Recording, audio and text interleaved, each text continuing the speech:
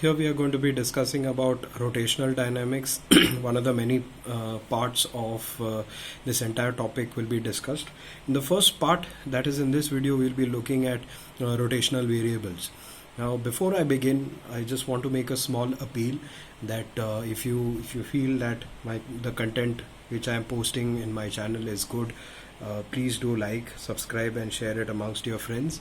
Also, if there is any positive or negative feedback which you would like to give, please put it up in the comment section, and do take the effort to like the videos. It will be a good boost for me to put up more content like this for you. Right, so let's begin. Rotational dynamics. Now here in rotational dynamics is basically dealing with bodies which rotate. Okay, so now I mean that is such an obvious thing, right? But let's look at this in a little bit more carefully. Now just look at the fan which is there on the ceiling. Okay, if you look at those blades they move in a circular path. It is actually tracing a circle on the ceiling, right? And these blades, they are moving with respect to a fixed point, correct? So let's just keep that picture in mind and come to this diagram which I've drawn here. Okay, so as you can see here, this is a plank of wood which I've drawn. Now whenever we talk about rotational dynamics and rotational variables, we actually relate those rotational variables to a particular line in a rotating body, and that line is what we call as the reference line. Alright, so one thing we need to understand here is when a body rotates, all the particles in that body, they rotate in a circular path. They have fixed displacements, they have fixed velocities, and they have fixed accelerations. Okay, why we look at it as we go ahead. So therefore, if I have an irregularly shaped body, to talk about its rotation, to talk about the variables of the rotating body, of that rotating irregularly shaped body, we talk about the rotational variables of the reference line. Okay, so that is why reference line is very important for us to identify in the first place, and then we talk about those variables with respect to the reference line. Okay, so now if I'm talking about a point here at the edge, alright, now this point will actually be tracing a circle. Alright, now all these points on the reference line, or for that matter all these points on this body, they are moving with respect to a fixed point. This point is what we call as the center of rotation. Alright, and a line perpendicular to the plane of this rotation. So right now this plank is rotating along the plane of this book. Okay, so if there is a line which is perpendicular to this plane and passing through the center of rotation, that line is what we call as the axis of rotation, and it is perpendicular to the plane of the book. As of now it is like that. Now suppose if there is a rotating body in this way, okay, now here the plane is going to be this part, so the rotation axis is going to be perpendicular to this plane. Okay, something like this. So always the axis of rotation is perpendicular to the plane of rotation. Okay, and this axis of rotation is passing through the center of rotation. That point is not rotating, it is stationary. All the other points around it is moving in a circular path. Alright, now to attribute these motions, to study these motions, the physics of it, we need variables. Okay, so before we get into variables, I'll just try to freshen up our concepts on radians. Okay, now radians is a way to measure angles, just like 30 degrees, 60 degrees, just like those degrees is a way to measure angles. So instead of degrees we use radians. Why is it so? I'll just get into it in a while. So before that, I will just define to you what is radian. So the radian measure, okay, it is simply the ratio of the length of the arc to the radius. Okay, so this ratio equals the angle that this arc will subtend at the center. So right now the arc is this one of length S. So this arc is subtending an angle here at the center O. Okay, at the center of the circle. Now the measure of this angle is simply the ratio of the length of the arc to the radius. Okay, and that measure is measured in radians. It is not measured in degrees, it is measured in radians. So right, as you can see, it is the length of the arc which is related to this angle. Okay, and we are talking about bodies which are rotating in a circular path, so the length of that circular path is definitely important, right? So therefore it is very essential for us to measure that length or attribute that length of the arc to the angle that it makes at the center. Okay, so that is why we are going to use radians as a measure for us to study displacement, velocity, acceleration in a rotational perspective. Okay, so now how do I correlate radians and degrees? Let's just say that the entire circumference of the circle is 2 pi r. Okay, now 2 pi r, this entire circumference of the circle will subtend an angle at the center of measure 360 degrees, correct? Now therefore I can say theta is equal to S, I can say that it is 2 pi r, the entire circumference of the circle, upon r. R and r will get cancelled, therefore theta will be equal to 2 pi. Remember here theta is in radians. Now 2 pi radians is the angle that is subtended at the center. But in degrees, how much is it? 360 degrees, which implies 360 degrees is actually equal to 2 pi.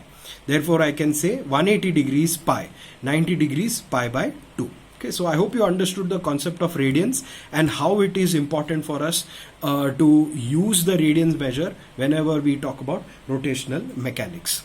Okay, so now let's get to the first part, that is angular position. Okay, so angular position is simply the position that this reference line makes with respect to the zero angular position. Okay, now for our physics discussion, the zero angular position is going to be the positive x-axis direction. Okay, so this positive x-axis direction is going to be zero angular position. So the angle that this reference line makes with respect to the positive end of x-axis, that angle in radians is what we call as angular position. Angular position of what? Angular position of the reference line. Okay, now the body can be of any shape, doesn't matter. Okay, but we are talking about the angular position with respect to the reference line. So it's very important for us to identify what that reference line is for that irregularly shaped body. Okay, so I hope you understood the meaning of angular position. Now angular position is denoted by theta. Okay, and the unit of this angular position is radians. So as you can see here, it makes an angle, this reference line makes an angle with respect to the positive end of x-axis. So that measure of angle I have given here, for example, pi by 3. So what is the angular position of this reference line? Pi by 3 radians. Okay, now if this reference line was coinciding with this end of x-axis, then the angular position would be 0. Okay, remember there's nothing called as 0 radians. Okay, it is simply 0. Now if the reference line was coinciding with this axis, then the angle would be pi by 2. So the angular position would be pi by 2. So on and so forth, you can go on and understand what angular position is. Now let's move to the next variable, that is angular displacement. Okay, now angular displacement is, now suppose if you have a reference line in this position, theta 1. Let's say that there is a reference line at some time t1 with the position theta 1, and at time t2 the reference line moves to some another angular position which is theta 2. Okay, now the displacement is going to be the difference between these two angles, which is delta theta. Okay, so delta theta will be theta 2 minus theta 1. Okay, which is simply put the final angular position minus initial angular position. Okay, that will actually give you the angular displacement. So this delta theta is angular displacement. The unit for angular displacement is again radians. Okay, so it is the same as it was for angular position. Now it is angular displacement. Angular displacement is a vector quantity. Okay, now I will be discussing a little bit in detail about vector quantities for angular variables or rotational variables. I'm sorry, I think I wrote a wrong spelling. Quantity. So it's a vector quantity. That means it has direction. Okay. Now in rotational motion, as I said, regarding the vectors of angular motion, I will be discussing about that a little later in the video, or maybe in some other part. But as of now, just to tell you that angular displacement has a direction because it is a vector quantity. Now what sort of a direction is it?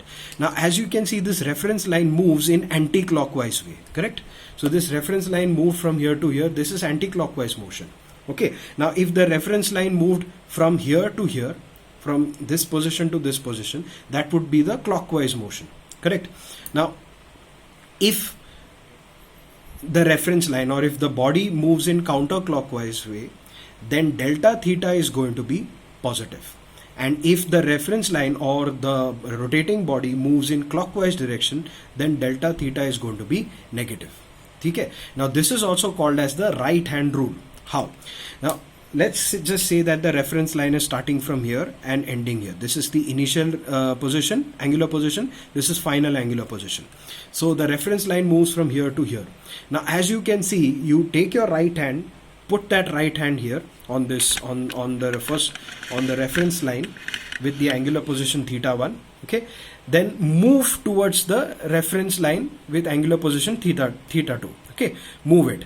Now extend the thumb upwards like this. So as you can see, now this is going to be the axis of rotation, correct? This pen, this pen is going to be the axis of rotation. Now, as you can see, the reference line is moving like this counterclockwise. The thumb is pointing in the direction of the axis of rotation, which we call as the y-axis, the z-axis. Now if we call this as the positive z-axis, that means when I move counterclockwise, the sign for angular displacement will be positive because the thumb is pointing in the positive direction of z-axis. Okay. Now suppose if the reference line is moving from here to here, okay, then you cannot do this way. You don't sweep in this way. You have to sweep from the face side of your palm. Okay, so for that I'll have to rotate the palm in this way and then sweep in this direction. Now as you can see, the thumb will be pointing downwards.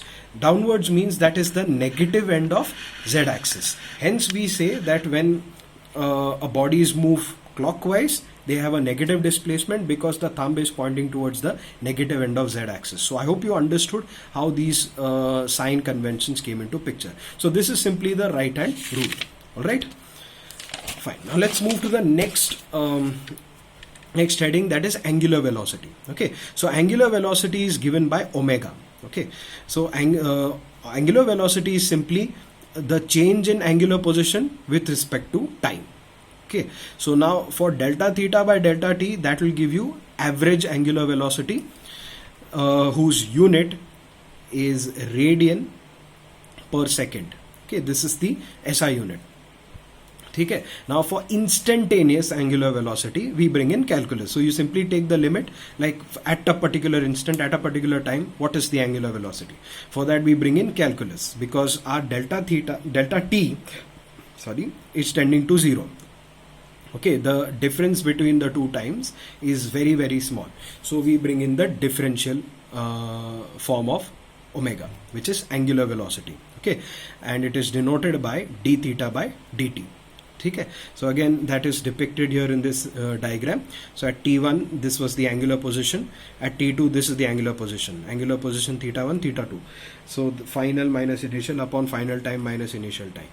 Okay, so in general I can write omega average as theta f minus theta I upon tf minus ti. Okay, final angular position, initial angular position, final time, initial time.